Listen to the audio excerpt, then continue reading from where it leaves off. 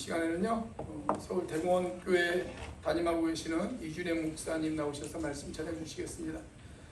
제 사랑하는 멘토 목사님이시고 그리고 저는 이분을 저의 형제라고 소개를 합니다. 제 귀한 형제 되신 우리 이준영 목사님 나오셔서 말씀 전해 주실 때 여러분들 많은 은혜 받으시기를 바랍니다. 아멘.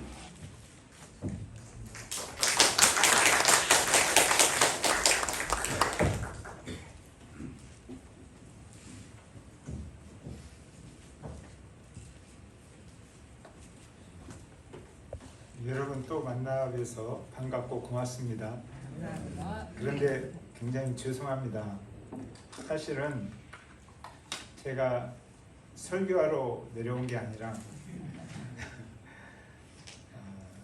Here and Now, 천국에서도 이렇게 우리가 만날 수 있지만 살아있을 때 이 땅에서 사랑하는 형제 또 자매와 밥 한 끼 먹고 싶어가지고 그래서 내려왔어요.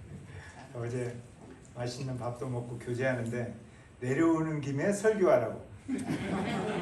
그래서 설교 준비 따로 하지 않고 지난주에 우리 교회에서 설교했던 원고 그대로 그냥 들고 왔어요. 제가 아는 목사님들 중에 설교 잘하는 목사님들이 계세요. 설교 잘하는 목사님 세 분을 이야기하라면 그 중에 한 분이 한용우 목사님이에요.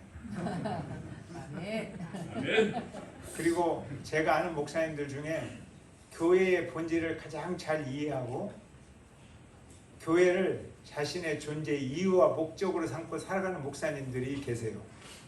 그 중에 세 분을 이야기하라고 하면 그 중에 한 분이 한용우 목사님이세요. 그러니까 설교는 한용우 목사님한테 계속 잘 들으면 되고 저한테는 그냥 제 이야기 좀 이런저런 이야기하면 아 그렇구나 하고 그냥 된장국 보리밥 한번 보겠다 그렇게 생각하시면 됩니다. 저에게 6년 전에 목사님 이렇게 암이어서 목사님 굉장히 위험한 순간이 도달했습니다. 이렇게 말해준 의사가 계세요. 중학교 때부터 제가 가르쳤던 형제인데 지금은 제 주치의죠. 근데 2주 전에 저한테 전화가 왔어요. 목사님 기도해 주세요. 뭔데? 저희 집이 모두 코로나 확진이 됐습니다. 제가 지금 병원을 운영해야 되는데 우리 병원이 저 때문에 지금 문 닫아야 되게 생겼습니다. 이제 그런 말을 하더라고요. 그래서 그래 하나님께서는 이렇게 제 인생을 돌이켜 보면 새 판을 짜실 때 밑바닥까지 한번 흔드시더라. 밑바닥까지 한번 흔든다는 뜻은 아마 하나님께서 새로운 일을 계획하시는가 보다. 그러면서 이런 기도를 하라고 그랬어요. 하나님, 내가 무슨 잘못을 해서 나와 우리 가족에게 이런 고통을 주십니까? 이렇게 기도하지 말고 하나님, 제가 알 수 없는 고통을 당하고 있습니다. 그렇지만 주님은 여전히 저를 사랑하고 계십니다. 주님이 이 시간 저와 함께 하셔서 이 고통과 맞서 싸울 수 있는 이 위기와 아픔과 맞서 싸울 수 있는 용기를 내게 주세요. 주님이 희망이고 용기입니다. 이렇게 기도하라고 이야기를 했습니다. 그랬더니 다시 저한테 문자로 답장하면서 목사님, 제가 병원에서 워낙 이렇게 진료를 많이 하다 보니까 쉴 틈이 없어 힘들었는데 기막히게 우리 하나님께서 저에게 쉼을 주십니다. 그래서 방에다가 골프장 만들어 놓고 피아노 치고 아들도 코로나 걸려서 아들은 기타 연주하고 자기는 피아노 치면서 노래하는 그런 행복한 모습을 사진으로 저에게 보내왔어요. 제가 그걸 보면서 참 하나님의 자녀들은 주님과 함께함이 행복이구나. 코로나로 온 가족이 걸려서 힘들어할 수 있는데 힘들어하지 않고 행복하게 살고 있구나. 이런 생각이 들었어요. 신학교를 갔을 때 제가 알고 있는 교수님에게 교수님 행복하세요? 그랬더니 그 교수님이 갑자기 길을 딱 멈추더니 목사님 대단히 대답하기 어려운 그런 질문이네요. 그래요. 그러면서 저한테 목사님은 행복하세요? 그래요. 그러면요 너무너무 행복하죠. 그게 뭔 어려운 질문이라고 그 대답을 못 하십니까? 행복합니다. 네, 사실은 많은 사람들이 이 행복하고 싶어하고 행복하게 살기를 원합니다. 모든 사람의 공통된 소망이에요. 그렇지만 그 행복을 온전히 누리면서 이렇게 느끼면서 즐기면서 사는 사람이 그렇게 많지는 않은 것 같습니다. 유엔 그 기관에서 작년도 2020년도 행복 지수를 이렇게 조사를 했는데 우리나라가 잘 사는 나라지만 세계에서 62위 행복 지수가 62위입니다. 그러니까 외국인이 생각할 때 대한민국 사람들은 K-팝도 막 세계적으로 가서 흔들고 막 즐겁게 사는 것 같지만 잘 사는 것 같지만 사실은 행복하지 못한 나라다. 이런 인식을 가지고 있는 것 같아요. 어떤 분들은 건강해야 행복하다고 그렇게 말해요. 그래서 제가 그분에게 그래요.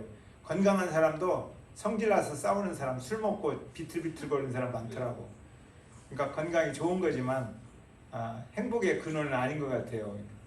어떤 분들은 이제 노후에 돈이 좀 있어야 행복하다고. 그래서 돈이 있어야 좋기는 하지만 돈이 많아서 돈 때문에 피 터지게 싸우는 사람도 저 많이 봤어요. 그러니까 돈이 우리를 행복하게 하는 근원은 아닌 것 같아요. 그러면 우리가 행복하게 살 수 있도록 행복의 근원에 대해서 성경은 어떻게 이야기해 주고 있느냐, 여러 군데서 이야기하지만 오늘 신명기를 통해서 제가 여러분과 함께 이야기하고 싶습니다. 목사님들께서 설교하고 나서 이렇게 손들고 축복기도 하잖아요. 하나님의 사랑, 예수 그리스도의 은혜, 성령의 역사하심이 함께하기를 소망하는 복을 빌어주는 거예요. 하나님의 복을 빌어줍니다. 근데 목사님들이 시작한 게 아니라 사실은 성경 보면 모세가 그런 일을 하고 있어요. 모세에게 어느 날 하나님께서 너 그만 이제 죽을 때가 된 것 같다 라는 이야기를 해주셔요. 근데 그것도 모세가 꿈꾸었던 저 약속의 땅, 그 약속의 땅 때문에 살아왔거든요. 그 약속의 땅을 바라보면서 달려왔는데 요단강 막 건너편에서 이제 여기까지야. 그만 이제 너 죽을 때가 됐다. 그러니까 굉장히 섭섭하겠죠. 저기 들어가고 싶어서 여기까지 달려왔는데 그만 죽어야겠다. 그런데 보통 당신 죽어야겠습니다 라고 이야기하면 두 가지 반응이 있어요. 한 분은 좌절해요. 절망해요. 그래서 우울해집니다. 제가 이제 암 환자들하고 많이 만나보다 보니까 암 환자들이 그러더라고요. 암 환자 가족이나 당신이 이제 한 6개월밖에 못 살겠습니다. 그 순간 6개월이라는 암의 감옥에 딱 갇혀요. 그래서 우울해져요.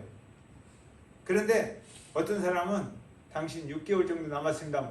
내게 6개월이라는 시간이 남았구나. 이 시간에 가장 중요하고 가장 가치 있고 가장 행복하게 사는 일이 무엇일까라고 고민하면서 가장 중요한 일을 하는 사람이 있어요. 모세도 마찬가지예요. 모세도 하나님께서 너 이제 죽어야 될 때가 됐다. 그랬더니 모세가 처음에는 하나님 내가 조금 더 살면 안 될까요? 라고 기도를 했어요. 저기 좀 들어가고 싶습니다. 근데 하나님께서 그만 족한 줄 알아라. 그러니까 다시는 그런 기도하지 않고 고민하면서 가장 중요하고 가장 가치 있는 일을 준비합니다. 그리고 그 일에 집중하죠. 그것이 신명기 설교예요. 죽는다는 이야기 듣고 그동안에 자기가 살아왔던 총 삶을 정리해서 설교해 주는 거예요. 설교를 마쳤어요. 설교를 마칠 때는 노래로 마쳐요. 그래서 신명기 32장을 보면 노래를 불러야 기억하잖아요. 글도 없고 말도 없고 좀 들으면 다 잊어버리잖아요. 옛날에 우리나라도 신라시대, 백제시대 때 국민들에게 뭐 알려주려면 노래를 가르쳐줬어요. 그러면 노래가 노래로 전해지잖아요. 그래서 노래를 가르쳐준 후에 축복기도 해줘요. 오늘 축복기도가 33장이에요. 축복을 다 해주고 각 지파별로 이야기를 해준 다음에 종합적으로 이야기해주는 내용이 오늘 29절입니다. 29절. 29절 한 번 더 읽어봤으면 좋겠어요. 29절. 읽을 수 있나요? 띄울 수 있나요? 자, 시작. 이스라엘이여 너는 행복한 사람이로다. 여호와의 구원을 너같이 얻은 백성이 누구냐? 그는 너를 돕는 방패시오 내 영광의 칼이시로다. 내 대적이 내게 복종하리니 내가 그들의 높은 곳을 밟으리로다. 이게 지금 축복 기도하시는 거예요. 축복 기도하시는데 이스라엘이여 너는 행복한 사람이로다.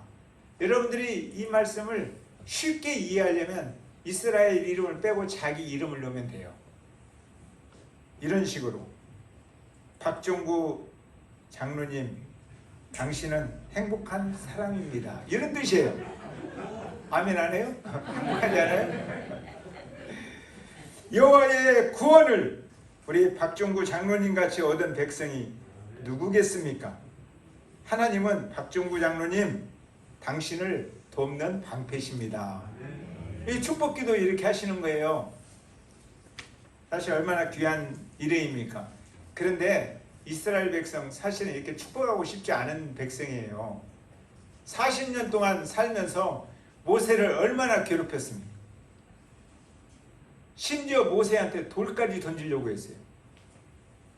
근데 모세가 죽기 전에 백성들을 바라보니까 너무너무 예뻐요.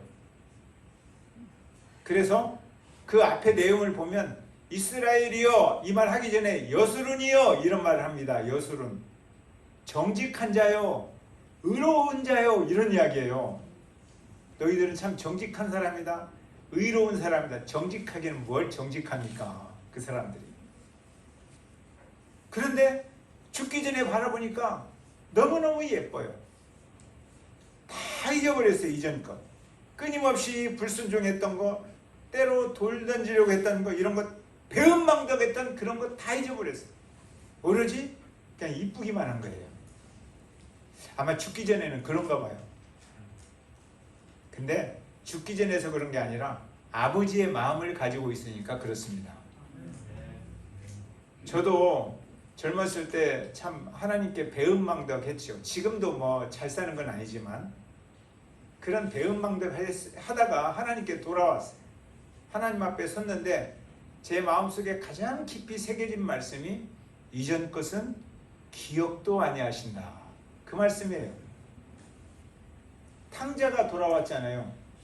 탕자가 돌아오니까 형은 용서할 수가 없어요. 저놈 시키만. 재산 가지고 도망가서 다 말아먹은 놈. 형은 이전 것을 기억하지 않을 수가 없어요. 그런데 아버지는 기억 안 해요. 아버지는 죽은 아들이 돌아왔다 이렇게 말해요. 아버지. 그러니까 모세가 아버지의 마음으로 지금 축복하는 거예요. 이스라엘이여 너는 행복한 사람이구나.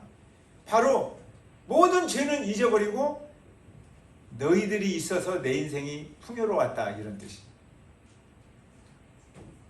저도 한영우 목사님이랑 이렇게 생각나고 사모님이랑 보면서 참 이런 분들이 제 인생을 풍요롭게 해준 분들이구나 이런 생각이 들어요. 그래서 한영우 목사님 고맙습니다. 정말 고맙습니다. 지난주에는 우리 교인들한테 인사했어요. 여러분들이 있어서 내가 정말 내 인생이 풍요로웠다고, 정말 고맙다고, 여러분들에게 큰절하고 싶다고. 정말 감사하죠. 모세가 그런 마음으로 기도해 줍니다. 나 같은 사람이 여러분이 있어서 행복하게 살아왔습니다. 여러분들 행복하십니까? 정말이요? 나 같은 사람을 이전 것은 기억도 아니하시고 십자가 그 생명의 복음으로 피 흘리신 그 크신 사랑으로 하나님의 자녀가 되는 권세를 얻었습니다. 아멘. 돈이 있으면 좋겠지만 돈 없어도 행복의 방해를 받을 수가 없어요. 건강했으면 더 좋겠죠. 근데 암덩어리가 서너 개 생겨도 그 암이 내 행복을 방해할 수가 없어요. 하나님의 자녀로서 얻는 누리는 이 행복. 그러니까 진짜 행복한 사람은 상한 마음으로 살지 맙시다. 아멘. 혹시 상처받은 분들이 있다면 아프게 살지 맙시다. 아멘. 상처 받긴 받아도 아프게 살 이유는 없어요. 그 상처가 내 행복을 방해할 수는 없어요. 우리는 행복하게 살아갈 수 있는 권리와 능력이 있습니다. 아멘. 오늘 그렇게 말하는 거예요. 너희들이 행복할 수밖에 없는 이유, 여호와의 구원을 너같이 얻은 백성이 누구냐? 하나님의 자녀의 권세를 너같이 얻은 사람이 누구냐? 이렇게 물어보는 거예요. 이러면 됐죠. 이스라엘 백성들은 애굽에서 평생을 노예로 살았어요. 노예로 살았을 뿐만 아니라 그들의 자녀들도 노예로 살아가야 돼요. 그게 운명이에요. 그런데 하나님께서 그들을 불러내었어요. 노예로 그만 살아라. 꿈도 없고 소망도 없고 희망도 없는 그들에게 위대하고 영광스러운 하나님의 나라, 하나님의 자녀를 삼으신 거예요. 여호와의 구원을 너같이 얻은 백성이 누구냐? 감격스러운 축복입니다. 이 정도면 됐죠. 저도 제 인생을 이렇게 돌이켜 봅니다. 저는 어린 시절에 어머님을 따라서 정말 교회를 열심히 다녔습니다. 학교는 결석할 수 있어도 교회는 결석할 수 없다. 이것이 이제 저희 어머님의 지론이에요. 그래서 누구보다도 출석도 잘하고 지금도 기억해요. 초등학교 1학년 1년 동안 교회에다 제가 헌금을 했잖아요. 그런데 헌금 우승을 했어요. 그때 선생님들이 헌금 기록을 해가지고 헌금 제일 많이 한 사람 성탄절에 상을 주었거든요. 제가 헌금 우승했어요. 79원 했어요. 1년 동안. 엄청나게 많이 했어요. 그때는 1원씩 하는데 가끔 5원을 할 때도 있었거든요. 열심히 그렇게 살았어요. 중등부, 고등부 다니면서 정말 찬양하고 헌신하고, 고등학교 2학년 때는 공부는 열심히 안 하면서 엑스포 74 할 때 그 여의도에 올라가서 서울역부터 동대문까지 전도하러 다니면서 민족의 가슴마다 그리스도의 계절이 임하게 하자 그렇게 외치고 다녔어요. 아니 공부해야지, 공부는 안 하고 가서 그 정도로 열심히. 그러니까 교회 목사님과 장로님들이 너는 신학교 갈 팔자다. 그런데 제가 신학교 안 갔어요. 왜냐하면 목사님들, 장로님들은 제 겉모습을 보고 있었어요. 근데 제 속사람은 영혼이 굉장히 피폐한 상태에 있었어요. 저희 집이 워낙 가난해가지고 막 이 가난에 대한 이 아픔이 너무 저를 짓누르고 있었어요. 열등감과 패배감이 치유가 되지 않으면 그것이 인생을, 영혼을 피폐하게 만들어요. 그러니까 그런 열등감을 누군가 치유해 주지 않았어요. 초등학교 6학년 때는 중앙시장 가서 배추 한 포기 들고 팔고, 중학교 고등학교 다닐 때는 우유 배달, 신문 배달 안 하면 학교를 다닐 수 없을 만큼. 지금은 이해할 수가 없죠. 그런 말들을. 도대체 어느 시대 이야기예요. 근데 우리 어른들은 그렇게 살았어요. 그렇게 살면서 가난에 대한 정말 아픔을 많이 가지고 있었어요. 그러니까 예수 믿고 영광스럽게 하나님 나라를 꿈꾸는 것보다는 나는 어떻게든지 예수 믿고 복 받아가지고 그냥 돈도 좀 많고 이 땅에서 떵떵거리면서 이 가난을 좀 극복해야겠다. 그러니까 하늘의 생각은 없이 살았어요. 땅의 생각만 가지고 살았어요. 그러다가 제가 군 장교 생활을 하면서 어머니로부터 떨어져 있으니까 자유로워졌어요. 그래서 교회 그만 다니자. 그래서 교회는 그만 다녔어요. 그때부터 제 마음대로 살았습니다. 그러다가 80년 12월 어느 날이에요. 지금 12월이잖아요. 네. 80년 12월 어느 날, 정확한 날짜는 모르겠는데 제가 굉장히 큰 어려움 때문에 밤새도록 술을 먹었던 적이 있었어요. 그러니까 저희 사병 한 분이 이 발칸포라는 게 있는데 그 사이에 끼어서 이 얼굴이 깨졌어요. 그래서 막 피투성이가 되었는데 제가 끌어안고 헬리콥터에 후송을 시키면서 어찌할 바를 몰랐었어요. 근데 그 사병이 아직 살아있어서 입으로 뭐 움직이는데 어머니를 부르는 것 같아요. 그날 저녁 제가 마음이 많이 울적하고 산다는 게 도대체 뭘까 그러면서 밤새도록 술을 먹었던 것 같아요. 그리고 새벽에 하숙하는 집 앞에 갔는데 장교니까 하숙하잖아요. 야유에서 하숙하는 집 앞에 조그마한 교회가 있어요. 개척교회. 근데 그 교회에서 새벽 예배 찬송 소리가 들리는 거예요. 차인벨 소리가. 잊을 수 없습니다. 내 영혼이 은총 입어 중한 죄짐 벗고 오니. 그날따라 제 심장을 막 녹이는 거예요. 그래서 기도하고 싶었어요. 나도 옛날에 기도했던 적이 있는데 그래서 그 교회 가려다 보니까 좀 미안하더라고요.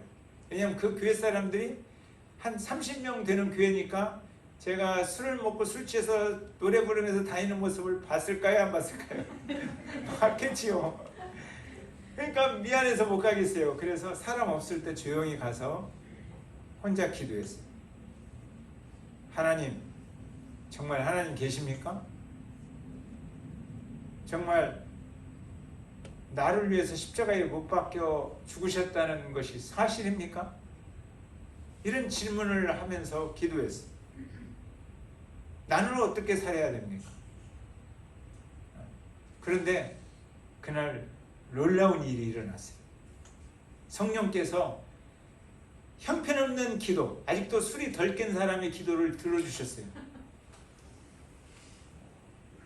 모든 사람이 죄를 범하였음에 하나님의 영광이 이르지 못하더니 고등학교 때부터 외치면서 돌아다녔던 그 말씀들이 다른 사람한테 가는 게 아니라 살아가지고 저한테 돌아오는 거예요. 그러면서 그래, 너는 하나님을 인정하고 있지 않아. 이것이 어느 것보다도 더 큰 무서운 죄다. 너는 꼭 죽어야 할 만한 죄. 하나님을 인정하지 않고 있다. 그래서 제가 하나님 앞에 엎드려 울었어요. 하나님이 세상을 이처럼 사랑하사, 제가 유치원 때부터 하나님이 세상을 이처럼 사랑, 이렇게 노래 배웠거든요. 그러니까 10,000번도 더 했을 거예요. 근데 그날 비로소 살아있는 말씀으로 제가 처음 읽었어요. 하나님이 나를 이처럼 독생하신 아들을 줄 만큼 사랑했구나. 내가 뭐라고? 내가 남에게 신세지기 그렇게 싫어하는데 예수님한테 너무 큰 신세를 졌어요. 도저히 갚을 수 없는 빚을 졌어요. 그래서 얼마나 울었는지 몰라요. 막 통곡을 했어요. 그리고 났더니 옛날에 전했던 말씀이 다시 살아서 제게 돌아왔어요. 회개하고 합당한 열매를 맺으라. 나는 지금까지 말은 했었는데 합당한 열매를 맺어본 적이 없었어요. 그래서 그때 비로소 하나 깨달았어요. 신앙이라는 것은 합당한 열매를 맺는 삶이구나. 하나님은 이러한 나를 사랑하시려고 예수님을 보내셨는데 어느 정도 생각까지 드냐면 이 땅에 70억 인구가 없고 나 한 명만 존재해도 하나님은 나를 위해서 그 아들 예수 그리스도를 보내셨을 것이다. 라는 하나님의 사랑이 밀려오기 시작했어요. 하나님은 그만큼 저를 사랑했어요. 그래서 이 사실을 믿고 그날 고백했어요. 주님, 제가 주님을 따르겠습니다. 사실 제가 따르는 게 아니라 주님이 이끌어 주신 거죠. 주님이 그날 이끌어 주셨어요. 왜? 나더러 주여 주여 하는 자마다 천국에 들어갈 것이 아니요 다만 하늘에 계신 아버지의 뜻대로 행하는 자라야 들어가리라. 왜 이렇게 말씀하셨는지 그냥 이해가 싹 됐어요. 아, 맞아. 그동안 나는 입으로 주여 주여 주여 삼창하고 그냥 발성 연습했구나. 그래서 하나님 앞에 많이 울었어요. 그리고 그때 제가 예수님을 만났습니다. 신앙은 삶의 변화구나. 신앙은 가치관의 변화라는 사실을 깨달았어요. 신앙의 본질은 어떻게 살아가느냐, 삶의 문제. 이 땅에서 어떻게 살아가느냐. 그러다 보니까 교회 안에 앉아서 저같이 예수 안 믿는 사람이 굉장히 많은 것 같이 느껴지더라고요. 멀리 갈 것도 없이 같이 예배드리면서 예수 안 믿는 사람에게 예수님 믿으라고 해야겠구나. 그러면서 기도하는데 그런 마음으로 목회를 배우고 내 인생의 터닝 포인트, 전환점, 신학을 하게 되었습니다. 그랬더니 목회도 이해가 되어지더라고요. 옛날에는 목사님들 보면서 목회는 설교 잘하는 거고 신방 잘하는 거고 상담하고 막 그러는 것이 목회인 줄 알았어요. 그런데 제가 신앙을 알고 나서 목회를 배우니까 목회는 목사가 어떻게 살아가느냐, 목사가 살아가는 삶이 목회더라고요. 내가 제대로 사는 것, 그게 목회예요. 설교 좀 못하면 어때요? 그러면 잘하는 목사님 모셔다 설교 들으면 되죠. 가끔 초청해서. 내가 제대로 살아가는 것, 이게 목회구나. 여호와의 구원을 너같이 얻은 백성이 누구냐? 저에게도 정말 감격스러운 축복이었어요. 그래서 저는 지금 이렇게 고백합니다. 주님, 저는 주님 한 분이면 충분합니다. 아멘. 주님 한 분으로 설명이 가능한 인생을 살고 있습니다. 이 한 가지만으로도 우리는 행복할 이유가 넘치는데 오늘 모세가 설교하는 거예요. 축복 기도하면서 한 가지 더 행복할 이유가 또 있다는 거예요. 그게 뭐예요? 그 뒤에 말씀이에요. 한번 읽어볼까요? 그는 누구를? 너를 돕는 방패요, 내 영광의 칼이요. 주님이 나를 도와주시는 거예요.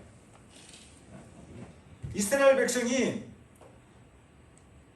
광야를, 홍해바다를 건너왔어요. 이제 노예로 그만 살아도 돼요. 와, 행복하다. 그런데 살다 보니까 어렵더라고요. 아니, 노예로 살 때는 내일 먹을 것이 있었어요.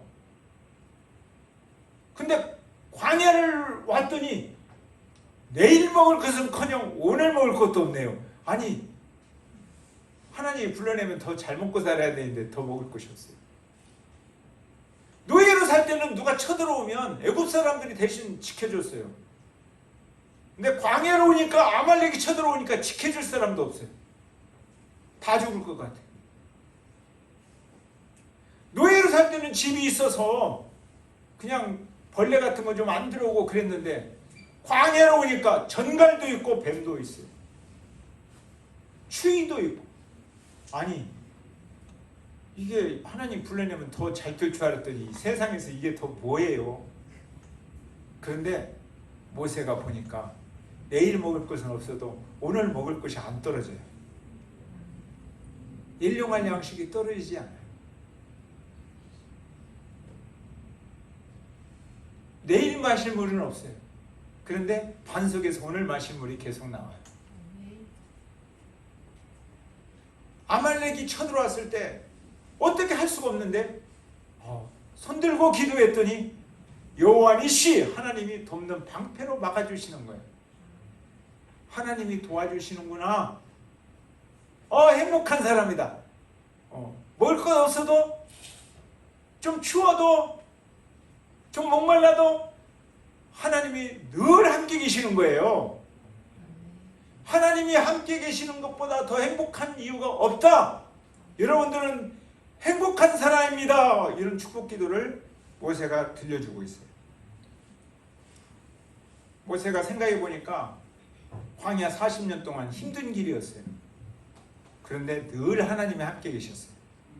하나님 없으면 살아올 수 없는 길. 그래서 행복합니다. 하나님을 빼버리면 아무것도 없는 길, 올 수 없는 길. 그래서 행복한 거예요. 내가 누려왔던 모든 것들이, 내가 지나왔던 모든 시간들이, 내가 걸어왔던 모든 순간순간이 하나님이 함께 계셨어요. 저도 하나님의 자녀가 되는 권세를 얻고 목회를 했잖아요. 목회하기 전에는 군인 장교도 하고 폴리텍 대학교 교수도 했어요. 그러니까 아파트도 있고 또 돈도 좀 있고 그랬어요. 근데 신학교 가고 그러니까 집도 없고 돈도 없고 정말 힘들더라고요. 아니 좀 더 잘 살아야 되는데 더 어려워요. 그런데다가 제가 덤프 트럭하고 한번 부딪힌 적이 있어요. 봉고 타고 가다. 그래서 한 달 동안 병원에서 이렇게 묶여 있었던 적도 있었어요. 심근경색이 와서 1년 동안 목회를 못하고 남태평양 피지섬에 가서 1년 동안 요양했던 적도 있어요. 또 목회하다 보니까 목사님 하면서 또 태클 걸고 받는 사람도 있잖아요. 다 착한 사람 아니에요. 다 얼굴은 천사 같은데 다 착한 사람 아니에요. 그래서 관계가 깨져서 나중에 목사님 안녕히 계세요 빠이빠이 그리고 떠난 사람도 있어요. 그리고 6년 전에는 그냥 목회하다 주저앉아서 병원 가서 보니까 의사가 암인데 췌장 머리를 누르고 있는 담도 암인데 목사님 많이 살면 1년 살 것 같다고. 하나님이 말씀하셨으면 1년 못 살았어요. 근데 의사가 말했기 때문에 의사는 틀릴 수가 있더라고요. 보니까 그런 이야기도 들어야 됐어요. 그러니까 인생을 살아오면서 하나님의 자녀로 목회자로 살아도 위기와 아픔은 많았어요. 그런데 그때마다 하나님이 함께 계셨어요. 그래서 제 마음속에 위기와 아픔과 맞설 용기가 생겨나는 거예요. 두려움과 맞설 용기가 생겨나는 거예요. 그래서 저는 행복한 거예요. 제가 이 설교를 이렇게 준비하는데 교인들 지난주 설교니까 그 2주 전에 준비했잖아요. 준비하는데 하나님이 저를 너무너무 사랑하는 그런 손길이 있음을 느꼈어요. 나는 하나님의 사랑을 입은 자구나. 설교 준비하다가 막 눈물이 나더라고요. 설교할 때는 안 울었는데 설교 준비하면서 막 울었어요. 하나님이 나를 이렇게 사랑하시는구나. 나와 여러분은 행복할 수밖에 없어요. 하나님이 우리의 자녀를 삼아 주셨고 우리 인생 살아가는 동안 함께 하시는 거예요. 행복하게 살아갑시다. 아멘. 저는 이런 이야기를 해요. 항상 하나님의 말씀이 있으면 내가 살아가다가 내 앞에 절벽이 있어도 웃으면서 그냥 절벽을 기어 올라가라고. 그런데 하나님의 말씀이 없으면 고속도로 같이 뻥 뚫려 있어도 멈추어서서 기다리라고. 그래야 행복하다고. 아멘. 행복을 즐기면서 사시기 바랍니다. 아멘. 네, 찬양하십시다. 내가 누려왔던 모든 것들이, 내가 지나왔던 모든 시간이, 내가 걸어왔던 모든 순간이 당연한 것이 아니라 은혜였습니다. 아멘.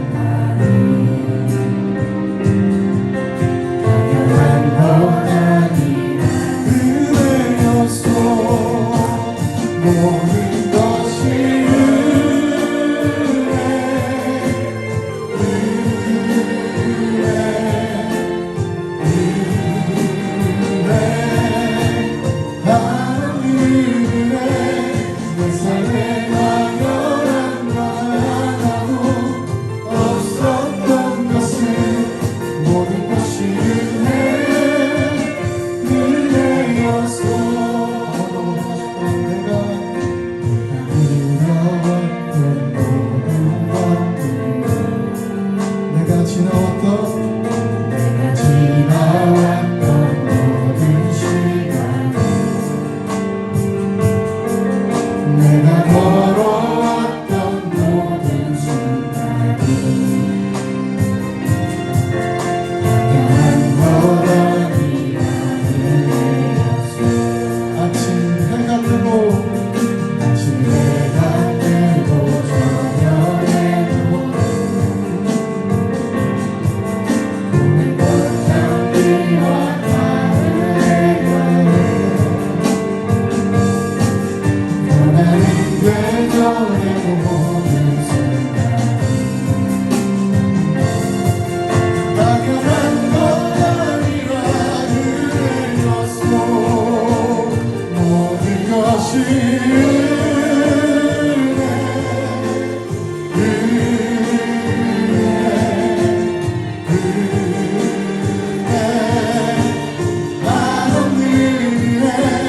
내 삶에 당연한 건 하나도 없었던 것은 모든 것이 은혜였어. 모든 것이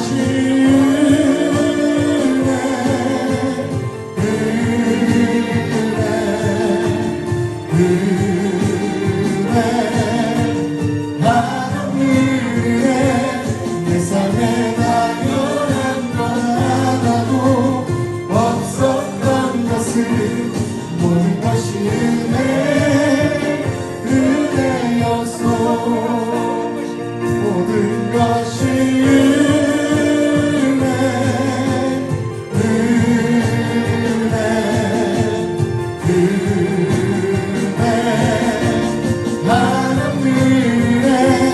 내 삶에 당연한 건 하나도 없었던 것은 모든 것이 은혜였어. 아멘. 기도하겠습니다.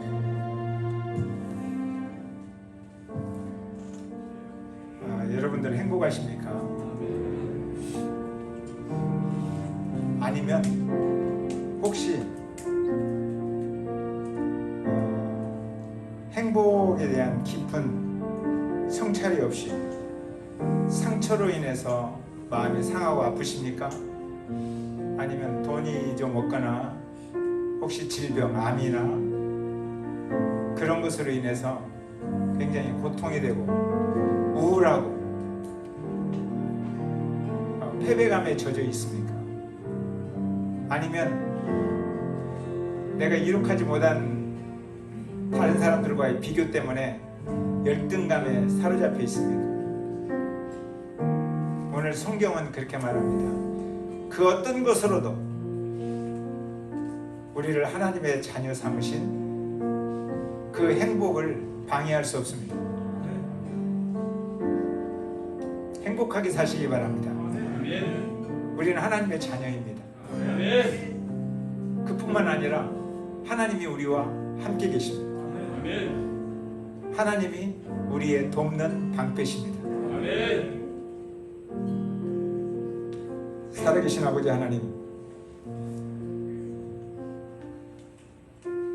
예수 그리스도의 십자가의 그 생명의 복음, 피 흘리신 은혜로 하나님의 구원을 얻은 하나님의 자녀, 이런 사람이 세상에 어디가 있겠습니까? 은혜 아니면 살아올 수 없는 길, 그 길을 걸어왔습니다. 살아오면서 모든 것이 풍족한 것만은 아니었지만 때로는 절벽이 우리 앞을 가로막고 태풍도 불어오고 어떻게 대처할 수 없는 그런 상황들이 우리를 엄습할 때도 있었지만, 그러나 주님, 한순간도 주님은 우리를 떠난 적이 없으시고 우리와 함께 계셨습니다. 우리가 하나님의 자녀이기 때문에 우리는 늘 하나님의 시선 안에 있었습니다. 하나님, 이 사실 하나만으로 인생이 즐겁고 넉넉하고 충분하게 행복할 수 있는 그런 삶을 살게 하여 주시옵소서. 지금은 우리를 하나님의 자녀 삼으시기 위해서 그 십자가에서 그 고통 당하시며 생명을 기꺼이 내어주신 예수 그리스도의 은혜와 우리를 행복의 동산에 창조하시고 행복하게 살 수 있도록 하나님의 자녀 삼으신 그 위대하신 사랑과 오늘 이 사실을 깨닫고 세상의 위기와 아픔 가운데서도 하나님이 우리와 함께 계시는 은혜로 두려움과 맞서 싸울 수 있는 용기를 갖게 하시는 성령님의 감동하심, 오늘 사랑하는 주님의 자녀들, 지체들 행복하게 살기로 결단하는 모든 하나님의 백성들 인생 위에 영원토록 함께 하시기를 예수 그리스도의 이름으로 간절히 축원하옵나이다. 아멘.